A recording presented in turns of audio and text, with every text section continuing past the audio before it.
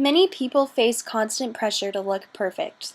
The media tells us that we should have no imperfections, that we are less desirable and worthy if we don't wake up looking like Photoshopped supermodels every day.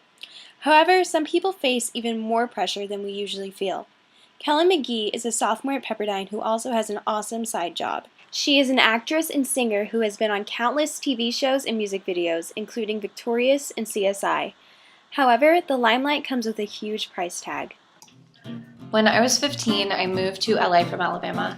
My dream was to be an actress since as long as I could remember.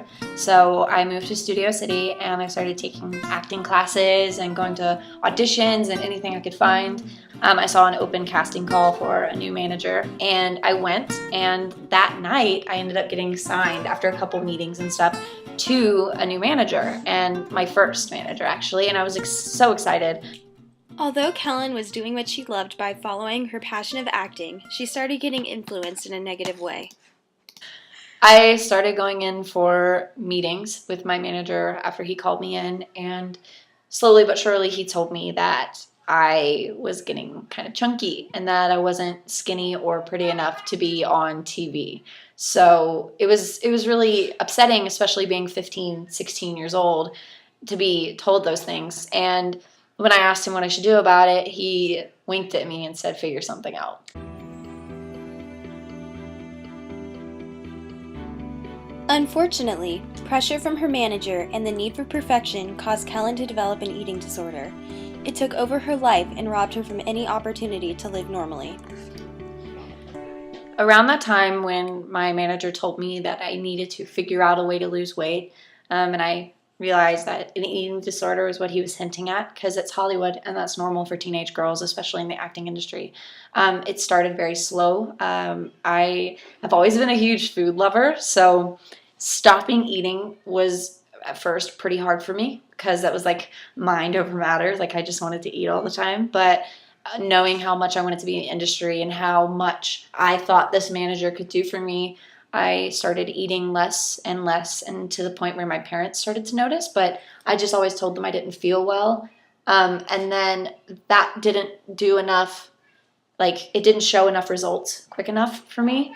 So I switched to throwing up after I ate, which was very common among people I knew in the industry. So it wasn't weird for me, it was more normal. The fact that it was considered normal in Hollywood for aspiring actresses to go to extreme measures to lose weight only encouraged Kellen's unhealthy habits.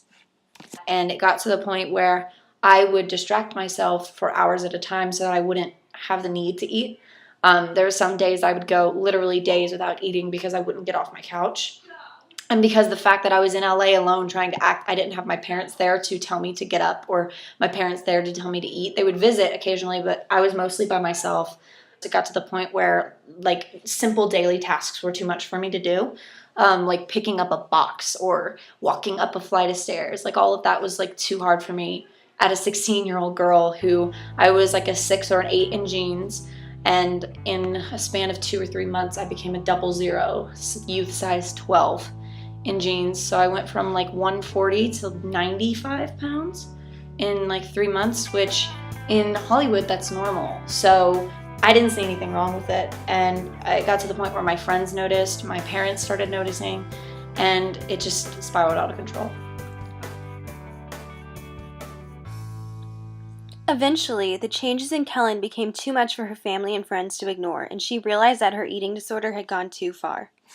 The point where I realized that I had gone too far was when I went back to Alabama to visit my friends for the first time in like a year, and I saw a friend of mine who I hadn't seen in probably in like 2 or 3 years because she had gone to a different school.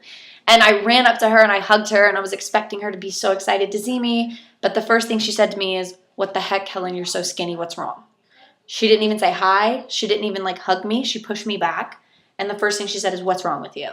And that was a kind of like a smack in the face to me because she was one of my best friends. So I was like, I don't know. So that night I like went home and I looked in the mirror and I was like, right, this has gone too far. So at that point I started recovering, which was my confronting my parents and getting them to talk to me about it.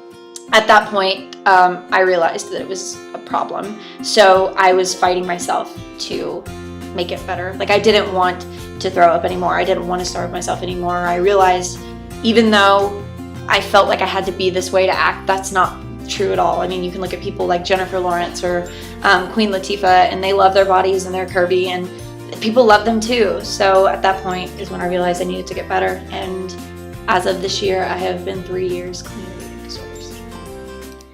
Thank you so much to Kellen for telling her amazing story.